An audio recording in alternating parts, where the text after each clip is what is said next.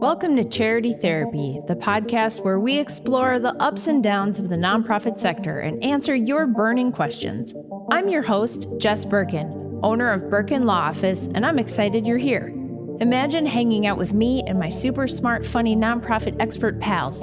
You get to ask them anything about your nitty-gritty nonprofit life and get their wisdom for free. Whether you're a seasoned pro or just strapping on your nonprofit boots, we're here to share stories and remind you you're not alone on this journey. So get ready to join the conversation and bring me the tough questions. I ain't scared. Ready to rock? Let's dive in. Hello, and welcome to this episode of Charity Therapy. I'm your host, Jess Birkin, and Megan is here with me today. Hello. How are you, Jess? I'm good. I'm praying that my ducks don't start quacking incessantly outside because I feel like they've all learned from Clover that they should quack real loud sometimes. Clover is your smallest one and is your loudest one, and she has spread the good word. Yeah. It's her purpose in life is to quack. Truly. And you would think that just being inside her home with the windows closed would be enough to not be able to hear a duck, but you would be surprised. Yes. It's wild. We have many a meeting that are interrupted by Clover and her feathered friends. Yes. All right. Well, what are we doing? What's going on? Let's talk about some fundraising stuff. Okay. I've heard from folks before, like on the podcast, but also talking to new clients of the firm, that they feel like just kind of icky about asking people for money. Like it's the unsavory part for a lot of people. But obviously, as a nonprofit that thrives on donated funds, it is super important and necessary to have a growing nonprofit. So we've got a listener question today that's about ethical fundraising practices. So hopefully not too unsavory.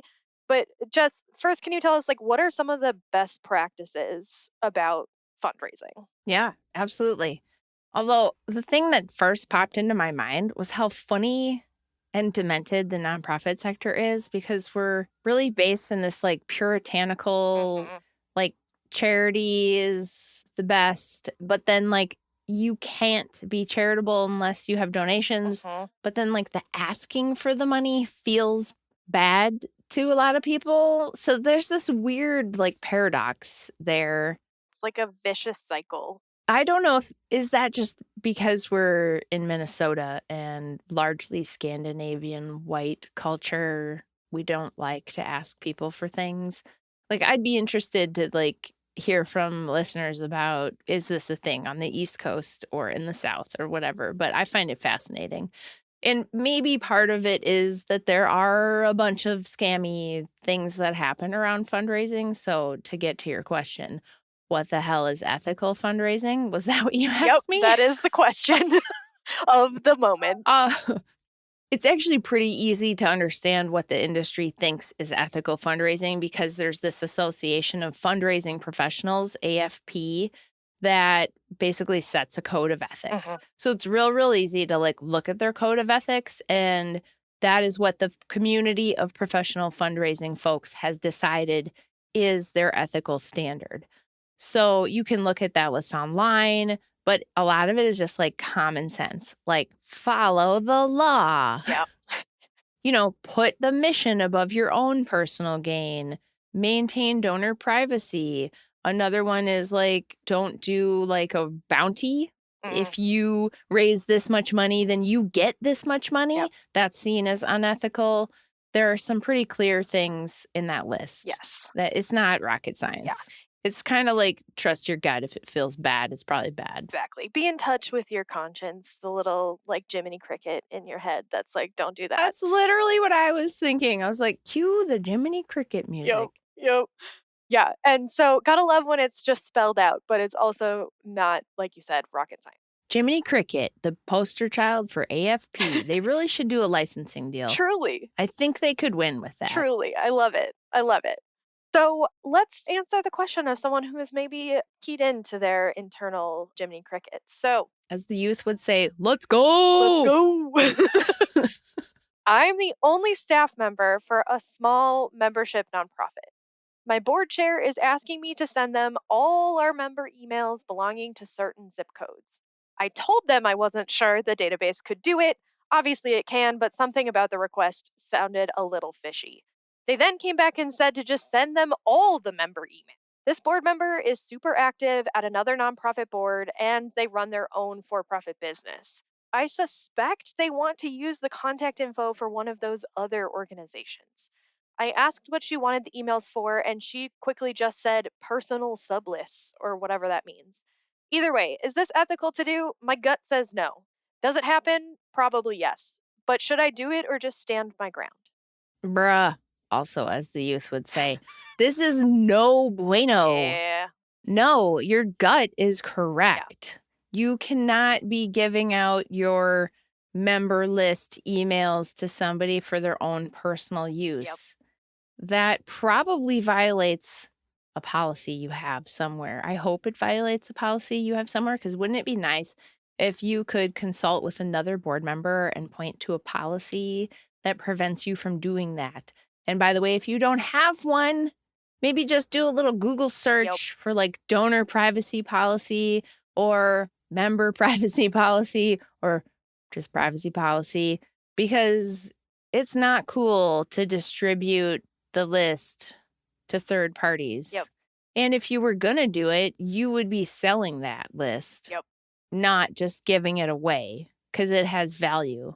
Also, can we just talk about the conflict of interest for this board member? Yes. And I'm sure you have a conflict of interest policy, one that meets the IRS requirements, hopefully, which you could Google and see what their requirements are in their suggested conflicts of interest policy. Hmm. Or you could reach out to someone like me and Megan and we could just give you one. Because this is a fiduciary conflict. Yes. Yep. This person has allegiances to multiple entities, including their own for profit business and another nonprofit. When they're interacting with this nonprofit, they need to be acting as a fiduciary and acting in the best interest of the nonprofit, not putting their personal interests ahead. So if the members were polled Hmm. and asked, would it be cool if we share your email address with our board member so like she can add you to her day spa business mailing list? What do you think they would say? Yeah. Absolutely not. Yeah, probably not going to be okay with that. Probably don't want a bunch of spam from Yep. you. So there's a conflict of interest problem here on top of any sort of fundraising issue. Yeah, and so I'm reading this as, we don't know what the staff member does, but they are clearly the ones that are like in the donor database and are probably the one that does a lot of the fundraising and interfacing with members.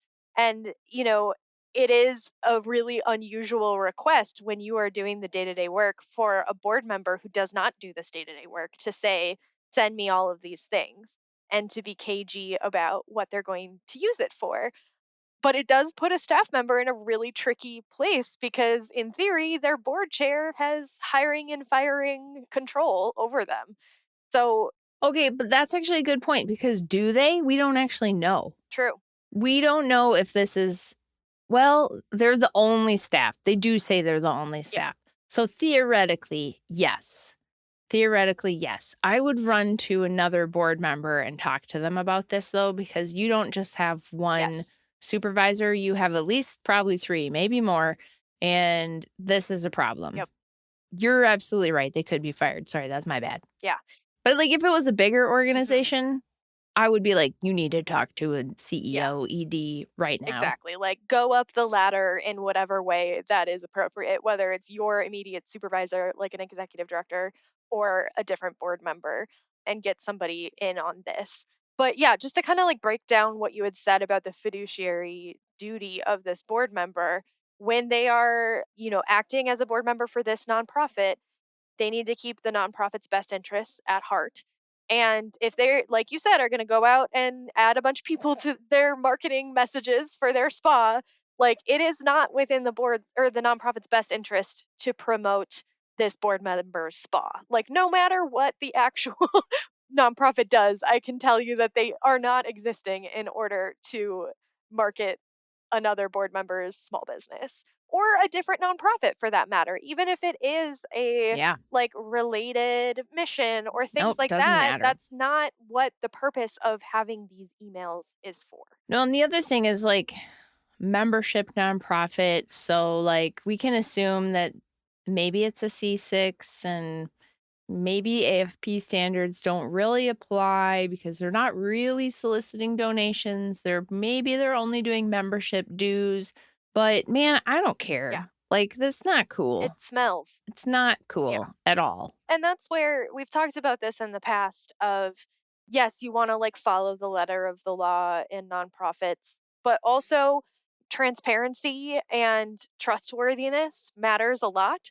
So even if none of these people are members of the Association of Fundraising Professionals and they don't have to follow that code of ethics, like it doesn't look good for it to be like, oh, all of our membership randomly ended up getting these mailers about something else. You are definitely removing any perception of trustworthiness there. Oh, and depending on the organization, you can guarantee somebody in that membership pool is gonna put it together Yep. that Sandy's Day Spa is emailing them and Sandy's on the board and they sold or rented the Yep. list and help you, Lord, whoever, if you have pissed off members contacting you over this, because oh my It's God, going to be a mess. there is no hell like members being angry at you hell. Like the drama does not need to happen.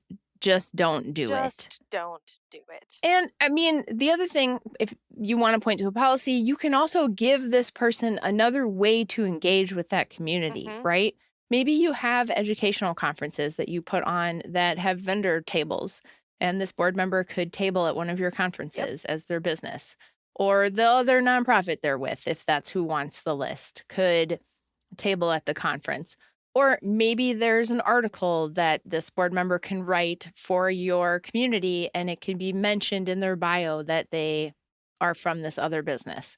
There are ways that you can provide opportunities for networking, which is fine, Yes. right? But we're not going to just give people's contact info out. No, absolutely. That is a no no. And just to give a little bit of like empathy, I guess, to this board chair, I do understand, we've talked about this on other podcast episodes too, where when you're in a smaller organization, the lines are a little blurry, can become a little blurry. And even though hopefully you know that you don't own this nonprofit and you don't have like full leadership ability, even as the board chair, like it's not your materials, your assets, your contact information to do with what you want. When it is so small, it's easy to feel that way. Like, we are the few people that are making this work, and I like donate all my time and energy. And isn't this just like, And money. yep. And isn't this just an appropriate way to pay me back? Is that I also get to use some of these things for my own personal use. Like, I can understand how people get there without thinking they're scamming the system or doing anything unethical. But when you are looking at it from the outside, it's like, oh, no, no, that's a no no. Like, that Yeah. doesn't work the way that, you are sort of doing the mental gymnastics to make it feel okay. Yeah, and I love that you bring that up because I feel like that is a really common thing. Like, I deserve this. Yeah. I have donated thousands of hours, thousands of dollars, or, I come to all these meetings and I should be getting something out of this is a very common feeling. And it would be interesting to know if we had this person to talk to. Yeah. If that is their feeling, it may be that the only staff member for this nonprofit is not enough staff. Yep. I wouldn't be surprised to find out that this board is a very heavy duty working board. I see that a lot with Absolutely. membership nonprofits where they have extreme burnout on their board because they're basically making everybody do a 20-hour a week job on top of their full-time job just to be on the board because they're so resistant to hiring either an association management firm or another staff person or whatever. So this is kind of like a collateral consequence of, potentially burning people out and making them feel entitled to, quid pro quo for something to come back to them because they are overextending themselves to the organization. Absolutely. Absolutely. Well, what have we learned here today, Megan? We got a couple of things. First of all, there's a really great organization out there called the Association of Fundraising Professionals. I almost lost the name. The Association of Fundraising Professionals, who has a full code of ethics. So if you are unsure about how to behave ethically as a fundraiser, whether your organization's fundraising practices fall in line with what is considered best practices, go check it out. Super easy to find online, and we have it linked in the show notes as well. Another thing is that policies are really important. When things start, shit starts to hit the fan and we need to figure out what the right way to move forward is, you want to have a policy to point back to and say, hey, we've already decided how we handle these kinds of problems.